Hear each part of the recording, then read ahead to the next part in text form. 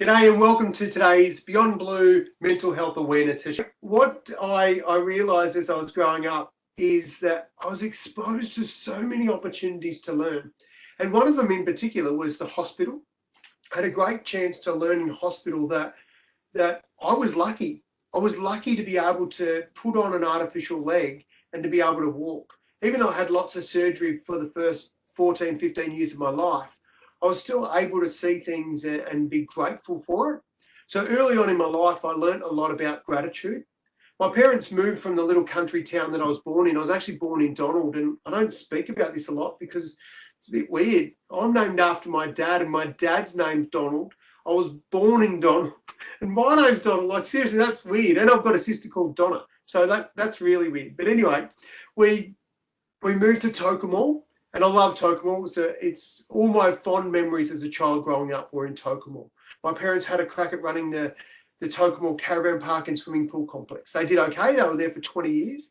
And I got probably my first introduction to the public, to what it's like to walk out your front door and be confronted with somebody who was either really, really happy because they're on holidays or angry because they'd run out of gas or needed a shower or things weren't working. So from as far back as I can remember, I've been speaking to people literally every day of my life. And those people have been a great resource for me to learn about life. I started to wonder, why were some people happy in life and some people were miserable? Why were some people nailing it, like absolutely winning in life, and some weren't? And I figured, rather than focus all my energy on the ones that weren't winning, I'll have a close look at the ones that I thought were winning, the ones that were loving life. And I decided that I wanted to be more like them. I asked them questions and they told me that they love to travel. I'm now on my 4th passport. I travel a lot. Travel is part of my life, and admittedly, COVID's put a great big dirty halt on travel, and I cannot wait to get mobile again and just get back out there and continue to see the world. And the other thing I noticed is that people didn't like the end of travel, going home. And I thought, why on earth would you not want to be happy in the life you've created for yourself?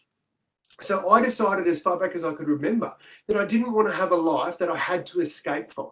I wanted to make a life that I love living, and I wanted to wake up to it every day looking forward to it. Some days I didn't wake up and I wasn't excited. Some days when my leg was sore, and I've got one of my baby legs because I'm at home and I've got everything here, but this is one of my baby legs. I hope you can see it. I can't see me, but I hope you can see my leg. And you'll see that these straps just got over my knee, and this one here went up my thigh and around my waist. And I would wear this leg to basically to get around every day. But the truth is, I hated this leg. It is a chunk of wood. Every chance I could, I would take my leg off and I'd hide it under the bed, and I'd just pretend I was wearing my leg. And Mum and Dad go, "Tom, put your leg on." I go, "It's on." And eventually I'd fall over. And my dad said, "Mate, if you wear your leg, one day you'll be able to run." Well, wouldn't that be good? Wouldn't it be good to be able to run? So in my head, right back at this age, I got gifted one of life's most valuable lessons. Sometimes life sucks. But if we can get through that tough time, there's something better waiting for us on the other side. So for me, I've always considered that the tough times won't last. If we can ride that out, good things will happen. I got into sport pretty early. I love sport. I wasn't good at it, but I loved it. And I loved getting out there and having the opportunity to see what I could do if I pushed myself. Fortunately, I was able to get decent at sport and make it to the Paralympic Games and World Champs and Commonwealth Games. And honestly, my sporting career took me around the world. And again, it combined one of my loves to travel. I got into business, created my own business. I understand what it's like to have zero money coming in. I understand what it's like to be absolutely at the top of your game and you sign a new contract or make it into a new team. Life, in my opinion, is filled with moments. If we're open to those moments, we get to get the best out of literally every day. But if we see those moments that present to us and we fight them off because they're not ideal, then we miss out. We miss out on what it's like to feel heartbroken, to feel elation, to feel satisfaction of achieving a goal. So for me, it's about being present. It's about literally opening my mind and taking on whatever I can from whatever situation I can. So I'm always on the hunt to learn from other people, different things. And this was one of my earliest newspaper articles. So I was in the newspaper. I was the face of the Good Friday Appeal. Darren Gouchie, a jockey at the time, who was still going around now training jockeys, come and seen me in the hospital, and they took this photo. And I couldn't believe how happy I was that this sports person took some time out to come and, add value to the people's whose lives were literally at a tough time. And I realized then that we have that capacity, whether we're sports people, whether we're mum, dad, brothers and sisters, colleagues, we have the capacity to add value to people's lives. And I took it upon myself to decide that I wanted to be a person that whoever had some sort of experience with me, we crossed paths, I wanted it to be positive. I figured there's enough negative, grumpy bums in the world. I didn't want to add to that. I wanted to be a positive person. So that's what I've been working on. Throughout my life, I've been continuing to find ways to make it better. But things don't always go to plan, as we all know. I mean, let's be honest, if they did, none of us would have said, yeah, my plan for 2020 is to start strong and then put the brakes on. Like, this is not to plan, but it's life. We talk about, when life gets back to normal. You know what? It's not getting back to normal. This is why we're living. This is life. So understanding that really helps. And one thing that really helped me get my head around this, so that I was, in a weird way, prepared for the COVID-19s of the world and the different things going to pop up, is understanding this. Life is not the way it's supposed to be. It's the way it is. It's the way we cope with it that makes a difference. And why I read that out is because for a long time I didn't cope. For a long time I would ask a question, and I would often ask a question at the exact same time. The time was always when my leg was sore, when it wasn't fitting right. I'd been training, or I'd rubbed some skin off, or just been playing footy or I'd been growing in my leg, I'd grown out of it. And I would always feel a bit sorry for myself. And I would ask this question, the same question every time. Why me? And one day my dad said to me, I was really feeling low, like at a really terrible time in life, hating being me. And I was sitting down crying, and my dad said to me, he goes, mate, why are you crying? I said, it's not fair, Dad. Why did it have to be me?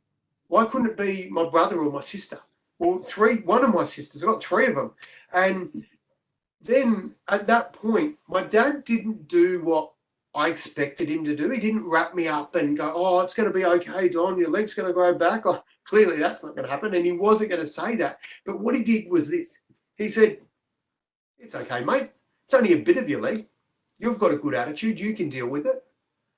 At that point, I'd actually never considered my attitude. I'd never considered that I had a good one, let alone a bad one or anything. I just hadn't thought about it. And when he said, you can deal with it, he then put the ball back into my court. So it was now up to me to deal with it. And the fact that he highlighted the fact that it could be way worse. So from there, I started to really think about, imagine if I had no legs. Imagine if I had no arms. And I've got friends who've got no legs and no arms now. I didn't back then. And I started thinking about all the things that could be worse than missing a bit of leg. I thought, you're right. I don't have a reason to complain. I don't have a reason to sook. And I'm really grateful that I got this understanding in my life early, because it's helped build my life. And every day I get a reminder to be grateful for the fact that I'm missing only one leg, or half of one leg. I wake up in the morning and I sleep without my leg on, and I hop to the toilet, to the shower, and I have my shower on one leg, and then I hop back to my bed. And when I sit down to put my leg on, I got a choice. I can either focus on the bit that's not there and be upset or disappointed, or I can focus on the fact that I've got one good one. I can still get out of bed each day. And I choose to focus on the fact that I've got one good one. And so every day, while I'm focusing on the fact that I've got one good leg, then I really start my day in a positive mindset, being grateful for what I've got. I know Nicole and I, we sat down and had a chat about community and gratitude and being grateful, and also about resilience. But the truth is, they're all these little things. It's not a magic pill. It's working at it day in, day out. And it's okay if we stuff it up. That's what I think we've gotten away from, is the belief that as humans, we're going to make some mistakes. And that's okay. And I think when I look back on my life, I've been given so many opportunities to make mistakes, to ride a bike, to fall over. And I figure if we don't fall over in life, then we miss the most critical thing that has to come when we fall over. And that is the words of get back up, have another go, you'll be right. I got to hear that a lot from my parents. My dad was a young country bloke, got married to my mum very early on in life and ended up having 5 kids.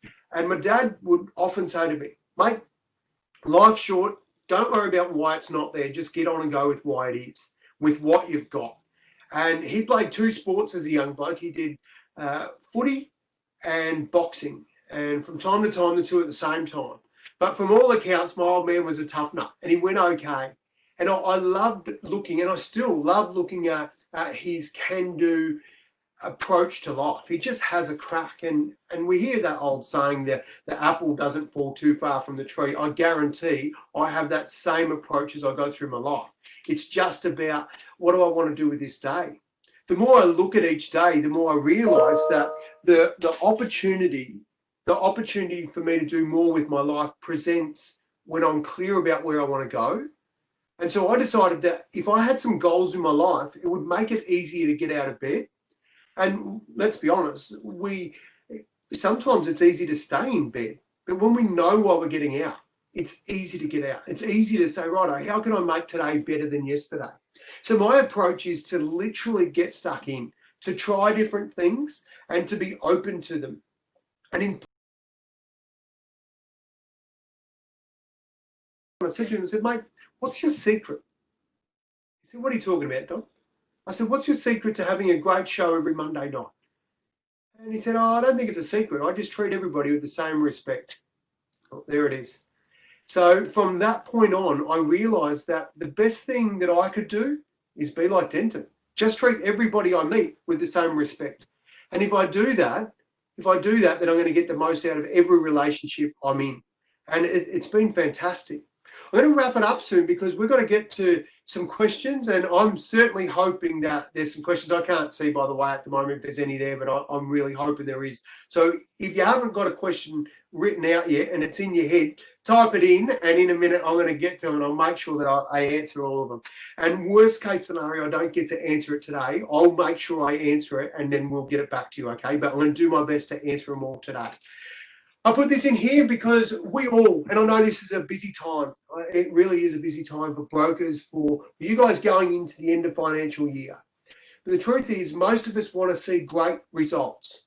Nobody ever achieves great results without doing the hard yards.